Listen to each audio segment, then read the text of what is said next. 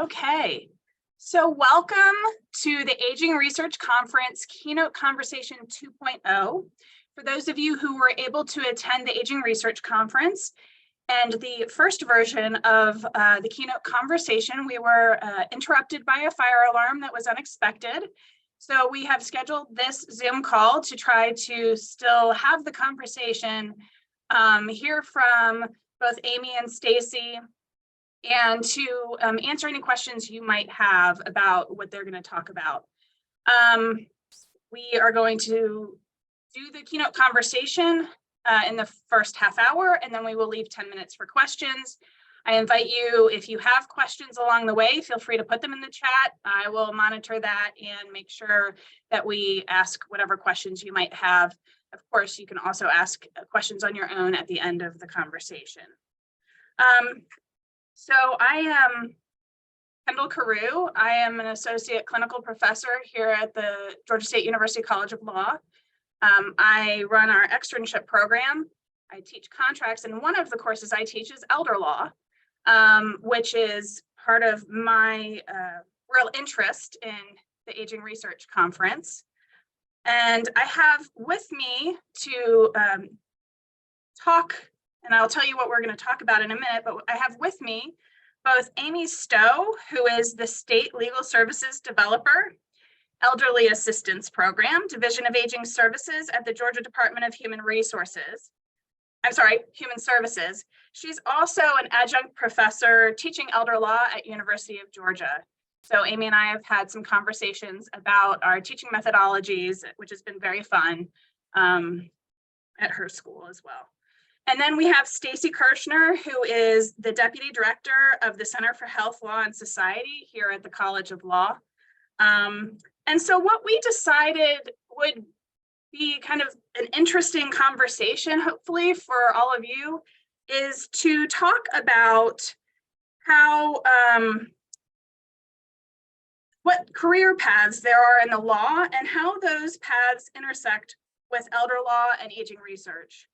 And in particularly, I'm going to ask Aimee and Stacie about their career paths into the law and how they see those intersections. But we're also going to talk specifically about the ways that attorneys collaborate with those working in social services, and also ways attorneys work with social scientists on determining whether laws or policies are actually improving outcomes. So before I'm going to call on Aimee first to talk about her career path, but before I do that, I just wanted to give you a general sense of elder law itself and what that means when we talk about it. So elder law is really the area of law that focuses on people who are 65 or older. And so it really covers a wide range of legal topics. So any students, and I have a few on the call who are in my class, who are in a class covering elder law, really, we range from Social Security, private retirement plans, to age discrimination, to how to represent elder clients and what the ethical considerations are, in particular competency. We talk about the fiduciary relationship, and we talk about supported and surrogate decision-making, topics such as financial power of attorney, advance directive for healthcare, guardianship, conservatorship, and then ways to try to avoid guardianship and conservatorship using supported decision-making and whatever supports the individual has to try to help them retain as much decision-making authority as they possibly can. Because those guardianship and conservatorship really take away that decision-making function for the individual. So it is really a path of last resort. You've seen a lot in the news about the private retirement plans and Social Security. We also cover Medicaid and Medicare, housing, and elder abuse. So it's a wide variety of topics, and just to the extent that you all kind of engaged in different types of research and questions, all of these topics I saw in one way or another, there was some representation or some connection with one of these topics. Certainly not all of them at once, but so hopefully you can see some of the intersections, and you may have even run into some of those intersections in your research. Just a bit about my career path into being interested in teaching elder law. As a practitioner, I worked at a large law firm here in town for 2 years, and then I went to work for the state attorney general's office. And part of my practice area was employment law. And so I did trainings, and I represented clients with respect to alleged violations of the Age Discrimination in Employment Act. And I got really involved and interested in how that employment relationship works, especially as individuals get older. I also think it's a practice area that really touches, on every aspect of the law. You're going to have clients who are going to get older, and so every lawyer really needs to be aware of what the special circumstances might be that clients who are 65 and older may face. And finally, just on a personal note, I really enjoy interacting with individuals who are older. I had a close relationship with my grandparents, and I just really love learning and hearing the stories that they have and the wisdom that they can provide. So for those reasons, I got interested in it, but my story is really boring compared to both Aimee and Stacie's. So I want to go ahead and invite Aimee to kind of talk about how she got to the position she is and why she was interested in the law and in elder law issues in particular. Aimee? Thank you. And so, hi, everybody. Happy Friday. I'm glad you're back with us. Let's hope that there's no fire alarm at my house now. So it was a cliffhanger, right? I just said some awful things about my life, and then the alarm goes off, but turns out I'm okay. You know, the end of the story is it's all right. But I'll go back to the beginning for those who weren't there last Friday. So I grew up in abuse and child abuse. And by the time I became a teenager, I had an incredible fight and passion and anger in me. And that advocacy that came out of that passion was like, help other people. And at the beginning, help other people look like go into psychology, become a therapist, become a counselor, excuse me, give people freedom, not in the legal sense, but give them freedom from trauma, give them an opportunity to live their lives. So I worked so hard on my undergraduate degree in psychology that I burned myself out. I took some time off, and luckily I did, because my grandmother ended up needing me. So here I go to my small hometown in Northwest Georgia. She and I lived together. Those 2 years were the most magical years of my life. But I worked for the Division of the Division of Family and Children Services, which we call DFACS, right? They're the child welfare agency in Georgia. And I just started to think, this is a social work job that I have, but I start to think I could do so much more as an advocate, as a lawyer. And my agency attorney, the attorney that represented DFACS in juvenile court, I just thought, wow, that woman, she's got so much integrity. If that's what a lawyer is, that's what I want to be. So I was like, let me just roll the dice and try this law school thing. So I go to law school, and my grandmother dies. And I just turned the light switch on life out. It took me years until I sat down. I got a job in my 3rd year, sat down in front of a client. I'm working for a law firm. I'm doing an intake interview on behalf of an attorney.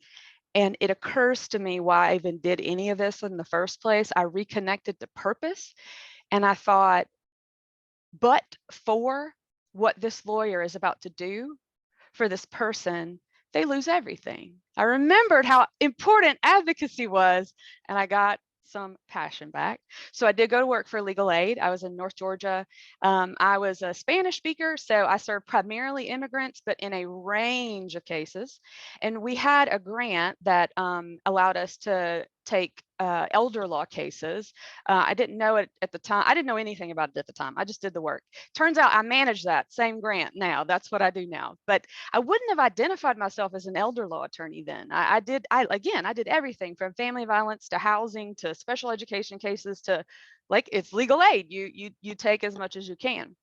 And then it was time for personal reasons to move from North Georgia back to Atlanta. And I returned to child welfare, but this time I'm a child advocate attorney.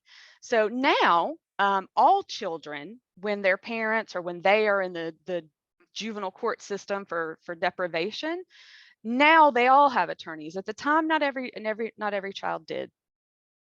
And I loved it at first. And then I didn't. I was at Children's Healthcare of Atlanta one day, and a social worker was telling me about the surgery that my client needed to have an additional section of his skull removed.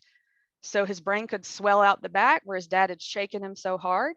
And the social worker just all of a sudden turned into slow motion language and like Charlie Brown teacher. And I was officially so impacted by the awfulness of that I couldn't be a child advocate attorney anymore. So I left that and I drifted.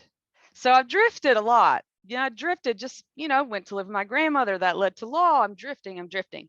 But a friend from law school says, well, I work at the Division of Aging Services. There's a job. It's over adult guardianship. And I was like, well, I've done some adult guardianship. So, I've managed. I know how to manage a program. I've run grants before. So, all right, I'll take it. So, having represented children with disabilities, having represented immigrant women of domestic violence, having represented children who are in the foster care system, right? Some of our most marginalized people. I got to adult guardianship and was shocked. And it's hard to shock me, but I was shocked. And so unlike Professor Kerew, where, a personal relationship was important in drawing her to elder law, I mean, I lived with my grandmother. She's the most important person in my life. But for me, I go to where the most awful is. I'm drawn to the most egregious abuses of civil rights. That's where I go. And I was shocked to find out that older adults, in the exercise of their rights, they had lesser rights than children. We protected their rights less than immigrants. And I said, I'm done drifting. I'm home. This is where the most injustice is. This is where the most work needs to be done.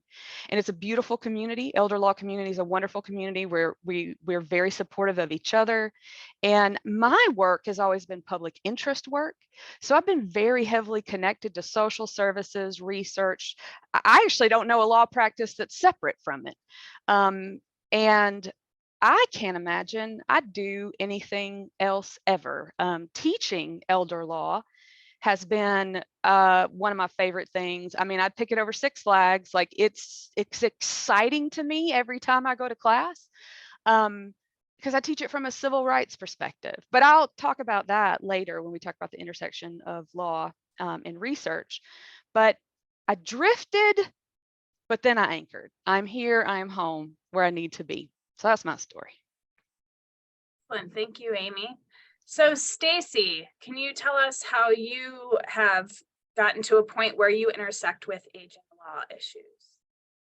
Yeah, drifting sounds like a good term, a good way to describe some of the things that I've done also. And I think it's also important to recognize that your first job is not necessarily your last job. Even within the law, your first legal position might not be your last legal position. Science is the same way, I'm sure.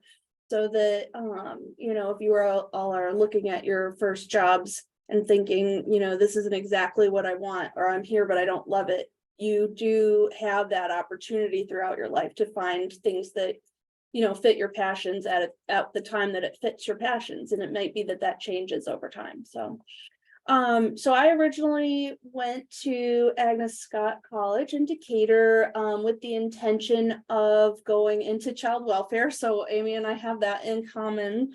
I did not have a personal background in that, but I had worked in a daycare in high school and had known a child who was experiencing abuse in his family, and that kind of was what sort of triggered the interest for me while I was doing my senior thesis at Agnes Scott, I was doing it on child advocacy centers, which is where they interview children who have been victims of child sexual abuse or extreme physical abuse, rather than, doing an interview perhaps in a police station or something like that. And so I was doing a paper on that topic. The then district attorney for DeKalb County, that was an area that was a specialty for him. He had established the first child advocacy center in Georgia. And so I had set up an appointment with his secretary to interview him about that paper. And when I went in to interview him, it turned out that he thought that I was actually interviewing for a job. And so he asked me a bunch of questions that I answered, but was a little confused about where it was all going, and then told me I could pick up my paperwork and fill it out with the secretary.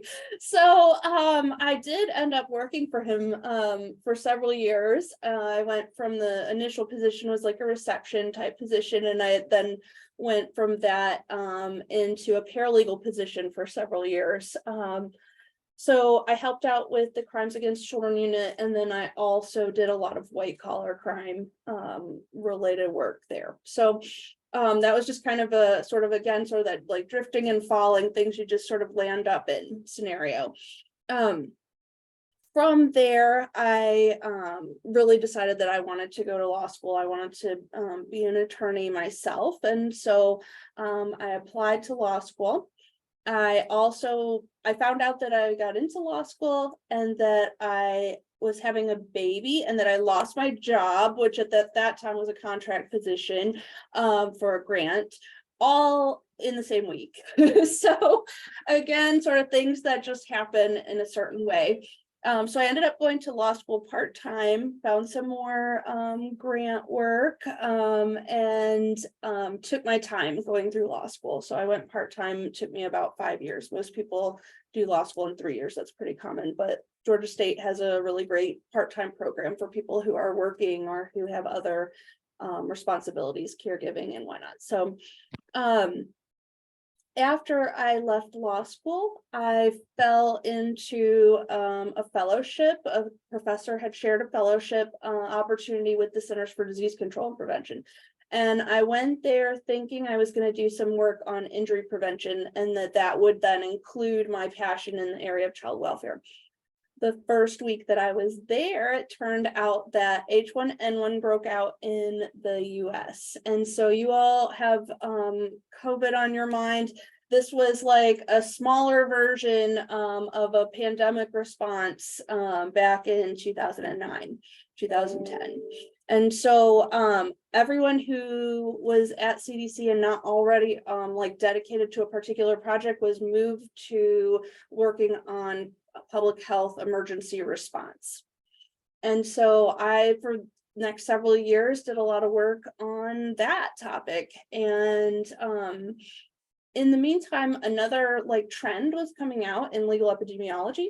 And I'll talk a little bit more about that in a few minutes and how that can intersect with elder law, particularly, and with the type of work that you all are doing, because it really includes science. But that was kind of new in the field, and so I got to really dig into that and have been really passionate about it. And so from there, this position opened up at Georgia State, and I came back to the law school. I oversee our health law program and set up a lot of conferences, provide trainings for attorneys and for healthcare providers, and just sort of, keep things moving in the health law related realm. So that's how I got where I am. Okay. Well, Stacie, why don't you just tell everyone what really legal epidemiology, that tongue twister is, and kind of how it relates to the collaborative work that you do with social scientists.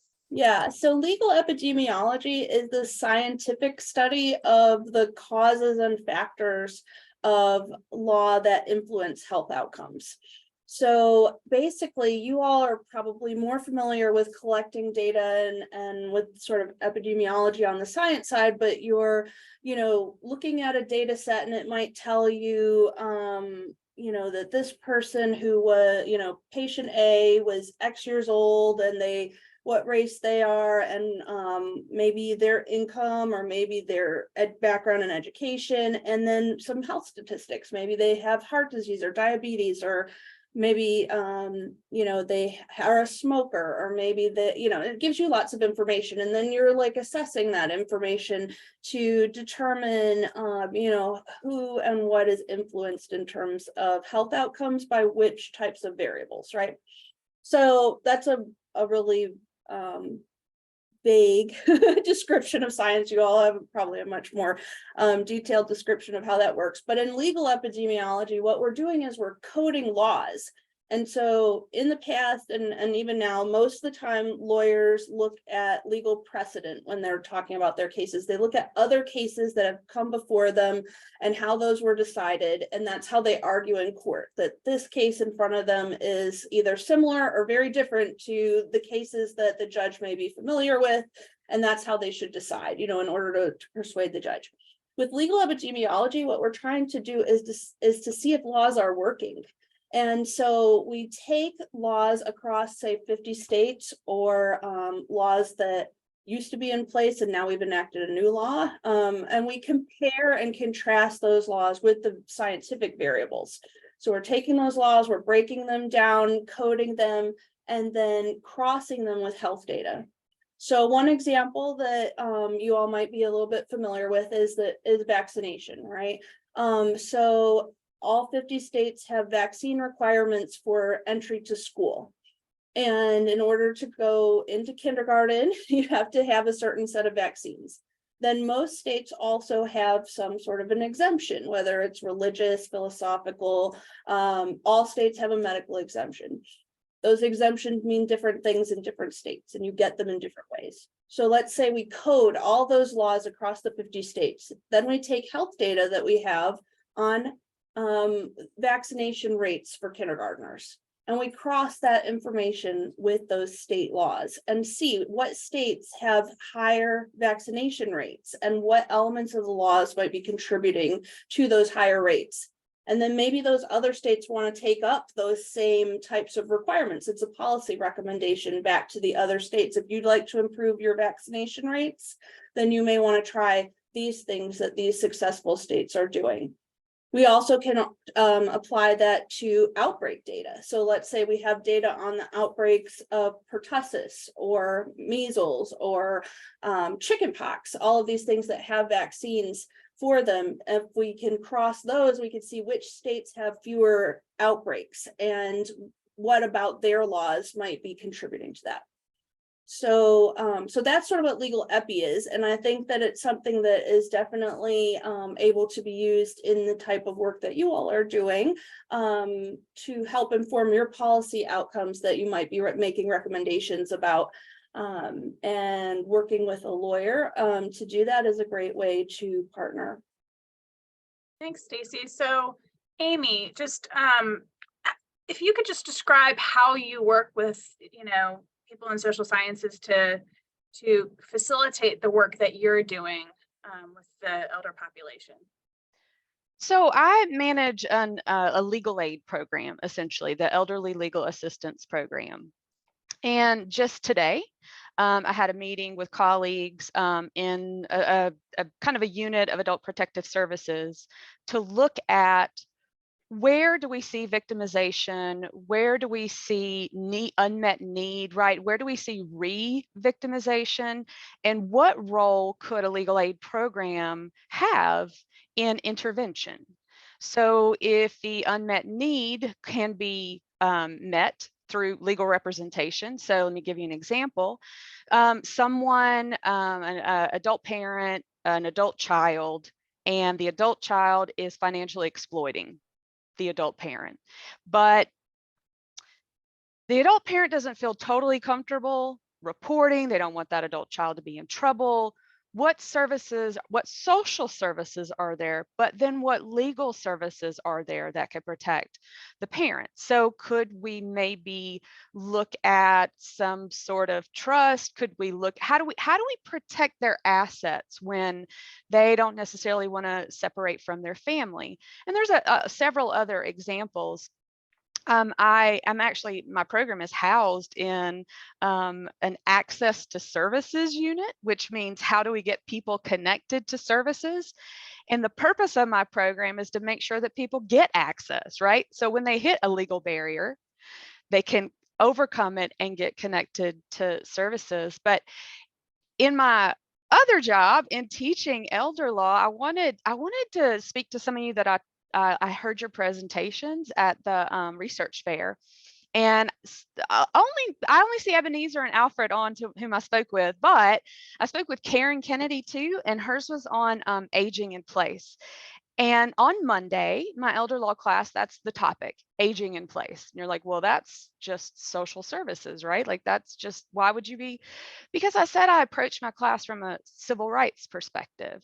I think that elder law touches on the most intimate, personal, fundamental rights that we have as humans, like to decide where we live, to decide who's in partnership with us, like who touches us, who we talk with. And so we don't have a right to have community-based services, but we have this huge decision from the US Supreme Court that started here in Georgia, right? The Olmstead decision that says you can't segregate people and put them into institutions if they have disabilities where they could receive services in the community and live with everybody else. But how do we determine, how do we come from a society that said these people have so little rights that we don't even want them to have another generation? We want to eugenics, right? We want to sterilize them so they can't have children. How do we go from that to them having civil rights, to them being protected as a class? Well, we get the ADA, we get Olmstead, but we only got there, we only identified rights because of social science research, because you told us about capacity, one's capacity to function, one's capacity to live and thrive and contribute to a community, because you were measuring outcomes, where you were measuring impact to one if they're in an institution. So your research got us to the point where we have an Olmstead case, right? And so quickly, the other folks that I spoke with that have their presentations connect most to what I do. So Zachary, I can't remember who your partner was, and you're not on anyway, but anyway, it was something about brain research, and God loved me because I had no idea what kind of science you were sharing with me. But I bring it up to say that one of the most fascinating things in elder law for me right now is how we're becoming more knowledgeable about what capacity means, like our right to make our own decisions, decision-making capacity. And we used to think a diagnosis just took all your rights away, took all of your abilities away. But as you in science give us research about how the brain works, when you give us better assessment tools, when you give us an understanding of how one could have a diagnosis, but still make a lot of decisions, that's how we get changes in the law. That's how I go to court, and that's how I say this guardianship should, I don't do this right now, I did. I don't take cases right now, but when I did, go to court and say this person should have this guardianship, which is something that removes someone's right to make their own decisions. This guardianship should be terminated because despite this disability, despite this diagnosis, here's what I can show you. And I may have a psychologist come testify, I may have a psychiatrist come testify, but I'm relying on anything but the law to prove functioning. And so I actually don't experience the law as being separate at all from this discipline or research. It's law is a function of our culture, right? Like your research drives policy, and policy is just our values in law. So you all are setting our values. You're showing us in numbers what we should do. So I can't find a separation between my work and your work. And Stacie, do you want to just add to that or have any reaction? Yeah, I wanted to add to that because I thought that was a really, I thought guardianship would be a good example for applying then the legal epi piece. So one way that we could use the legal epidemiology then is after all these laws are in place, we could be collecting data on how many guardianships are put into place, how many people are doing an alternative to guardianship like supported decision making, and be collecting sort of that science side data, right? On the legal epi side, we could be looking across states to see which states have supported decision making within their laws. We could be looking at if there's other elements of the laws that are helping to promote people having as much autonomy as they can for as long as they can and using alternatives to guardianship. And then we could use that as a way to inform policy to show states that aren't doing as good of a job with that are using guardianship more liberally, that are taking away rights more frequently from older adults, to say like, hey, we need to really look at this law and maybe we want to model ours after this successful state over here. And that's a way that we could be using legal epi. So I thought I would tie that into Aimee's example there. Well, thank you. You are both also completely on time. So we said that we would leave 10 minutes for questions. So I invite you to either put questions in the chat or put your video on or unmute to ask Aimee or Stacie or me any questions you might have. Wendy, did you have a question? Yeah, I do. I wondered if I thought this was so interesting, and I just wonder if you have any experience or views on how things are going with death with dignity laws in the US. So Aimee, I don't know if you want to speak to that first. Specifically about like medically assisted death, like one's right to, yeah. Well, I don't know that I know that much about it. I could probably tell you which states permit it, but that's not within my area of expertise. Although I am deeply passionate about incapacity planning, and all the decisions we can make about what happens in our life, no matter where we are, with being able to express those decisions. And so we had a Supreme Court case be tumbled last year that, though that case is controversial, the cases it was based on set up a lot of our rights around decision making about our health and our bodies and end of life, and especially whether or not we have the right to medically assisted death. So I said all that to say I don't have an answer, but I'm wondering what's going to happen based on a decision from our Supreme Court last year. I mean, I can. Oh, Stacie, did you want to say something? Oh, yeah, sure. I'll be quick. So we do have a graduate, Phyllis Talley, who is the board. She's on the board of directors and helped establish the Georgia for End of Life Options. It's GAELO.org. And I know that that's not an option here, but that website does provide a lot of information about what you've asked about. And I know that that's also an area where there has been a coding of a legal epi data set to show that where the variation is for the states that do offer it. Usually there has to be 2 physicians who have consulted with the patient. The patient usually has to have a prognosis of less than 6 months to live.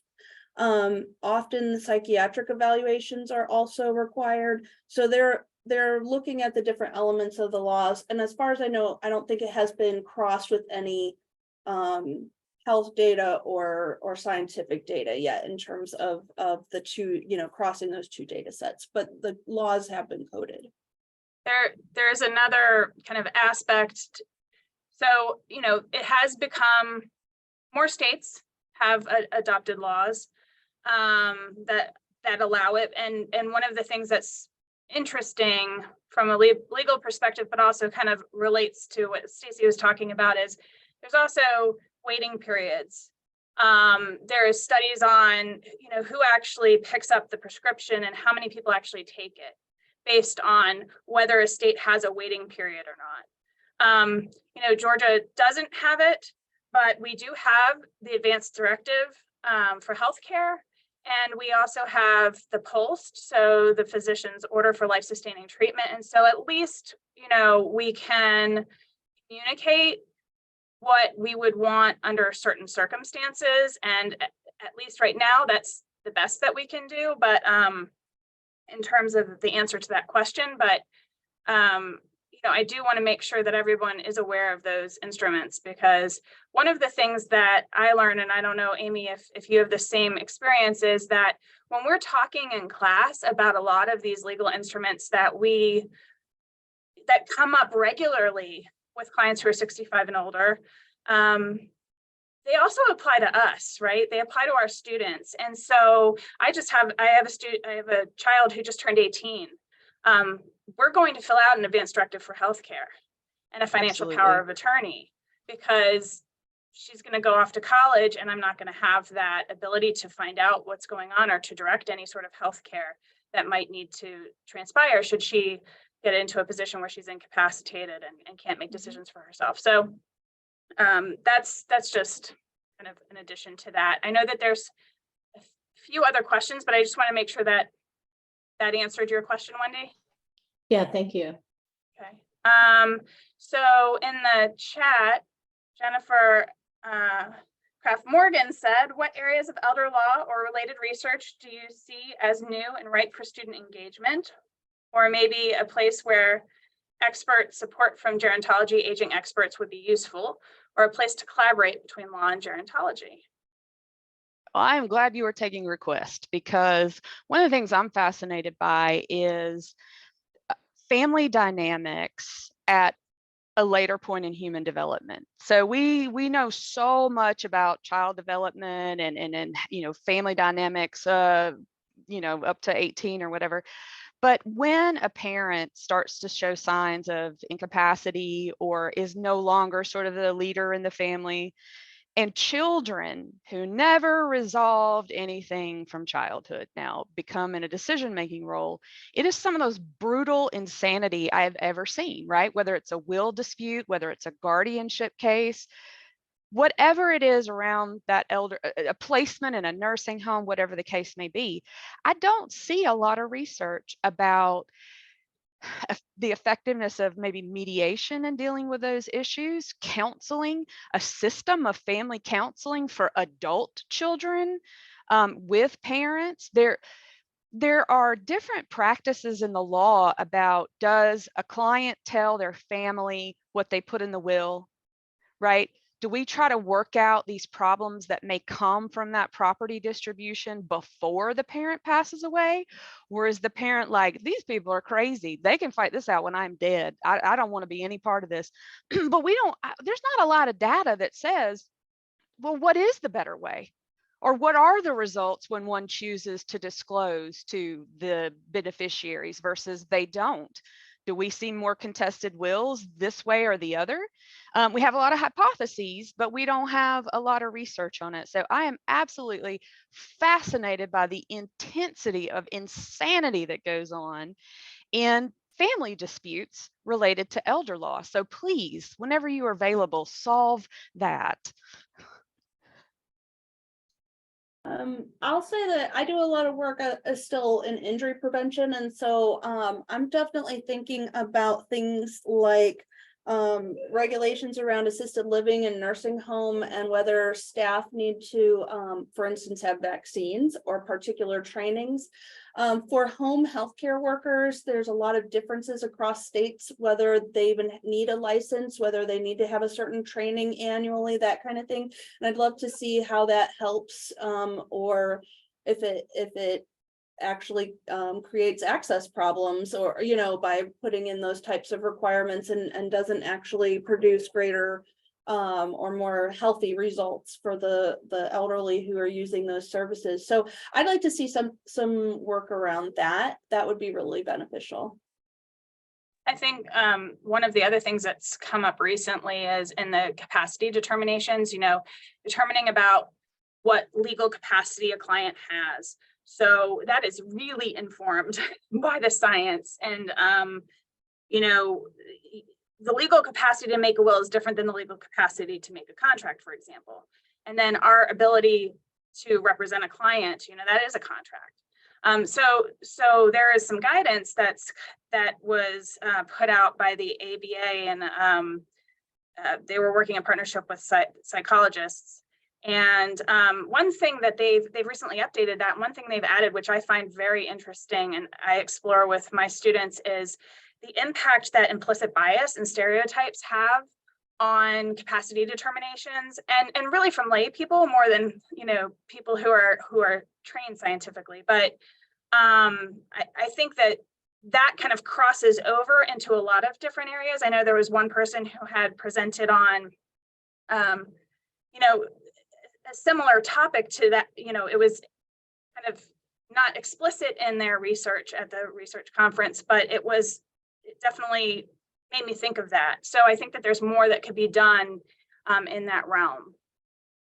I have one more I want to add if there's time. So this is, I work in the division where Adult Protective Services is housed, and this is kind of similar about what do we know about.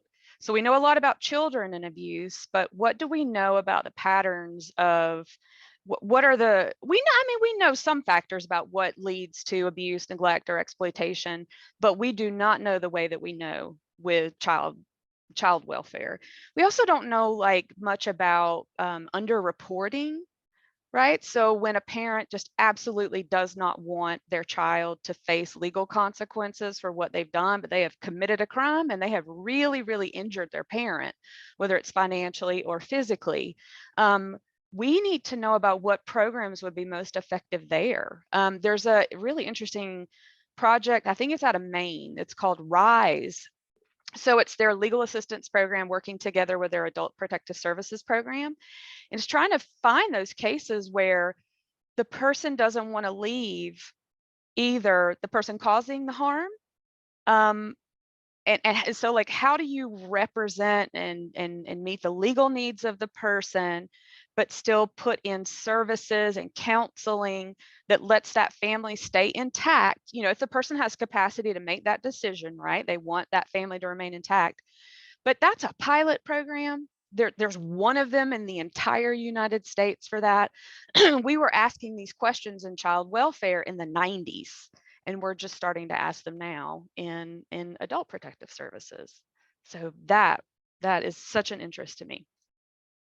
And I know we're just like a couple minutes over, but I did see one hand and it's no longer up. Did somebody else have a question? It was Nicola. Okay. Nicola, do you still have your question that you wanted to ask just while we're all here?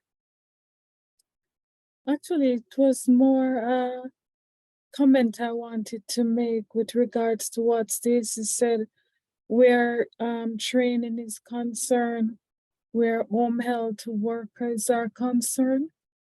I have experience working as in home care as well as assisted living, and in terms of accountability and training, there is more emphasis on people who actually work in assisted living, nursing homes, but there is not much for people who work in homes, which I find that the persons who are living in their home are the most vulnerable to be abused, because there is no one else there to witness what's going on with them. So that is something that I'm passionate about, and I would really want to do work in that area. That's a great point. And also, I think to add to that, you know, you have both the in in-home care, you have both the caregivers who are through agencies and have some supervision. And then you also have a lot of informal arrangements where people have either hired or, had a neighbor volunteer or, that type of thing where somebody's providing care that's not sort of under the same structure as a employment position. So again, they're not necessarily seeing that same oversight or having sort of a way to assess the quality of care. So. And Nicola, Even- that passion of yours, when you say this is my research interest, so when you deliver that research, that's what leads to changes in the law, where we then say, okay, as a minimum requirement, if you're going to provide any level of services in terms of personal care, home care, we need a registry, right? We need for you to have continuing education. We need for you to be paid a fair wage. We need for you to have protections, right? And so that's the intersection there too. It's we use your work to advocate, to move things along, to make it better, to end what you're describing, right? Yes, yes. Because when even those persons who work through an agency, it's what, because I've worked through agency, it's what you tell them they go by. They're not really doing the kind of follow-up that they should. And there is just one single agent that I've worked with where they had periodical people just come in just to do wellness check. And I'm like, that should be the standard right across the board. It shouldn't just be one place, making that determination that this is how we are going to hold our, care partners accountable, but it should be something that everybody should be doing. So the research that you're doing will help us to advocate for that. Absolutely. So I haven't done any research as yet. Is something no, that but you will, right? That's what we're saying. We Yeah. know the hero you will become. But I'm also mindful of time, and before we lose anybody, I just want to thank you all for coming to our keynote conversation 2.0. Thank you for your patience with the first keynote, and please, there's a message in the chat, but please see your email for the evaluation on the Aging Research Conference. We really want to get your feedback about your experience and what you thought worked well, what things you might want to improve. We certainly have noted that a fire drill, or actually it wasn't a fire drill, a fire alarm during the keynote is probably not going to be on our list next year. So anyway, thank you so much for attending, and feel free to follow up with me or with Stacie or Aimee at a later date if you have any additional questions about careers in the law Mentoring. and how your research can intersect. I'm putting my email in the chat.